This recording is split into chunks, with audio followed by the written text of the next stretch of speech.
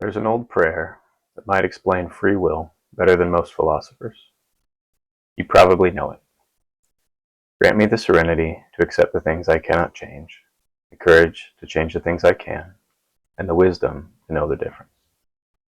3 lines. Most people hear it as spiritual comfort. I think it's closer to a complete theory of agency, because free will usually gives us 2 bad options. On one side, there's the old ghost version of freedom. You are the author, you are the chooser, you are the captain behind the eyes. You could have done otherwise, simply because you were there, sovereign and separate, able to command the body. The vision feels morally useful. It gives us responsibility. It gives us praise and blame. It gives us the familiar language of choice. And it breaks the moment we look closely. You do not control your genes. You do not choose your early environment. You do not choose the nervous system you inherited. You do not choose which thoughts appear next. You didn't choose the chemistry of your body at 3 a.m. You didn't choose how much sleep you got as a child, or the models of love you were given, or the threat level your system experienced from the world. So the ghost version collapses. And on the other side, there's the clean deterministic version. Everything comes from causes. Your thoughts arose from conditions you did not author. Your actions emerged from a system built by history, biology, learning, reinforcement, fatigue, threat, reward, and the state of the body. Sam Harris is right about this in an important way. There's little author behind the thoughts, writing them before they arrive. The thought appears, the impulse appears, the preference appears. The narrator claims it afterwards. And once you see that, something in the body can relax. A load drops. The shame around the past can soften. The fantasy that you should have been able to step outside causality and choose from nowhere begins to dissolve. The dissolution is real. It is a mercy. But if we stop there, something else happens. The hands come off the wheel. If everything is determined, why tend? Why practice? Why breathe? Why sleep? Why repair? Why build routines? Why reach for help? Why change conditions? Why do anything at all? And this is where the free will debate gets stuck. The ghost preserves steering, but lies about causality. A pure dissolution preserves causality, but can dissolve the steering. One side keeps the wheel by inventing a driver outside of the system. The other side tells the truth about the system and risks making the wheel disappear. The Serenity prayer does something more precise. It says there are 3 operations, not 1, 3. Serenity, courage, wisdom, settling, steering, discernment. The first is the Harris line.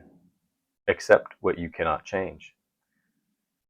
And that you did not choose the conditions that produced this moment. Accept that the thought arrived before the narrator claimed it. Accept that the past is not available for revision. Accept that the physical body has limits. Accept that some of the options that you might believe you have are underwater right now. Accept that not everything can be forced open just by wanting. This is the settling. And this settling matters because a system that is fighting reality burns the fuel it needs to meet the very reality. If you spend the whole night hating yourself for the fact that your nervous system narrowed, you don't become more free. You become more depleted. You burn tomorrow's patience paying for tonight's shame. So the first line matters. Serenity is not passivity. It is the release of false control so that real control can become reachable. But the second line matters just as much. The courage to change the things I can. That is the part some dissolution philosophies lose, because not everything is controllable, but not everything is uncontrollable either. There are levers, there are knobs, there are control surfaces. You cannot directly command your nervous system to become patient, but you can sleep, you can eat, you can move, you can breathe, you can leave the room, you can call someone, you can seek repair. You can reduce the number of open loops that are driving rumination. You can stop scrolling before bed. You can structure your morning. You can build the skill and practice before the crisis arrives. You can build the conditions under which the next version of you has more available than this version did. That is not metaphysical freedom. It's something more useful. It's agency inside causality. The difference between a determined system and what we can do in the moment. The determined system still has control surfaces. That is the key. Breath may be the clearest example. You can't directly will your heart rate down. You can't directly widen your nervous system. You cannot tell your body, I'm safe now. But breath sits at the border. It's automatic and it's voluntary. The body breathes without asking you, but you can also enter the breath. You can lengthen the exhale, you can slow the rhythm, you can change the signal moving through the body. And because of the system is lawful, the breath matters. Change the breath and you change the state. Change the state and you change what becomes reachable within the deterministic system. Change what's reachable and you change the next choice. It's not magic. It's how our bodies work. Determinism is not the enemy of tending.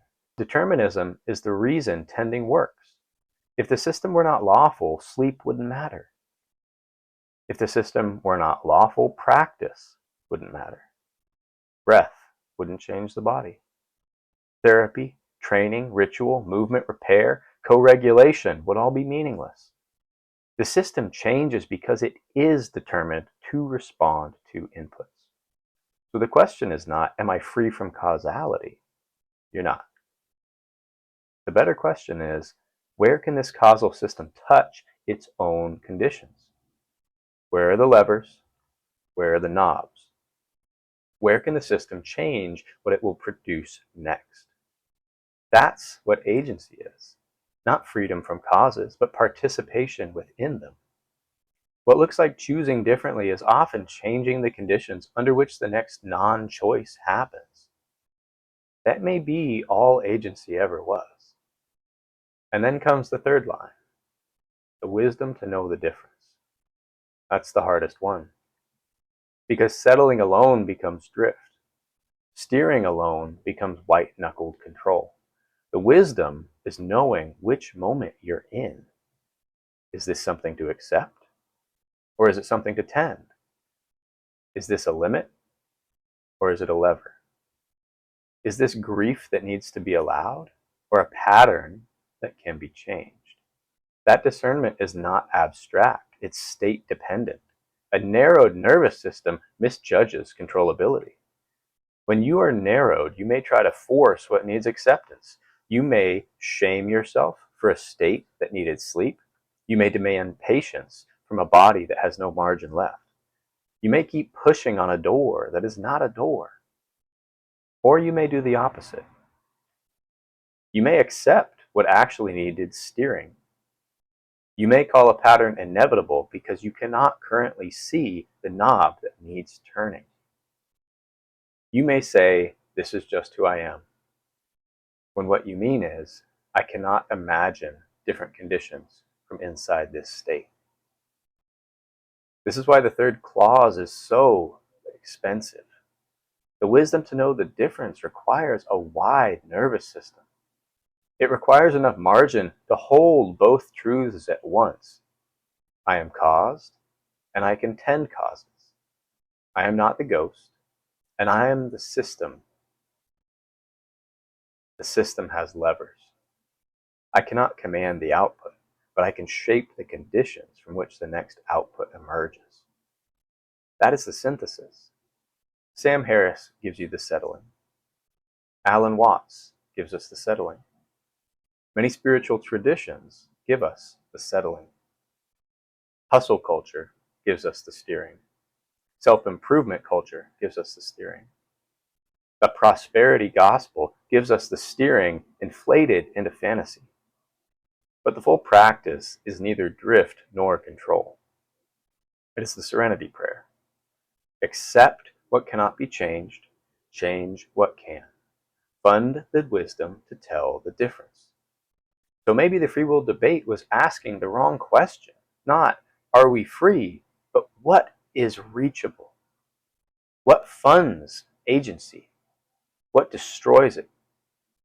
What control surfaces remain available in the state we're in? And what conditions would make more of them available tomorrow? A narrow nervous system feels like determinism from inside. You see only one path, one reaction, one interpretation, one menu. A wide nervous system feels like freedom. Not because causality disappeared, because more routes became visible. More control surfaces came online.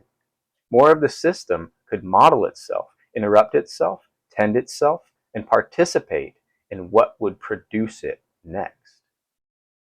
Freedom is not the absence of causes. Freedom is the nervous system wide enough to work within determinism. And that means the first act of freedom is not a heroic choice.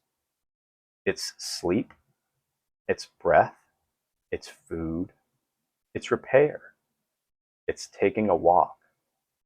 It's calling the person who helps your system come back online. It's arranging the room before the crisis, not trying to white-knuckle yourself through it. That may sound smaller than free will. I think it's larger. Because the old free will asked you to be a ghost. This asks you to become a steward of the system you actually are. The Serenity prayer was never just comfort. It was a map. Settle where there is no lever. Steer where there is. And build the kind of life where wisdom to know the difference has enough margin to appear.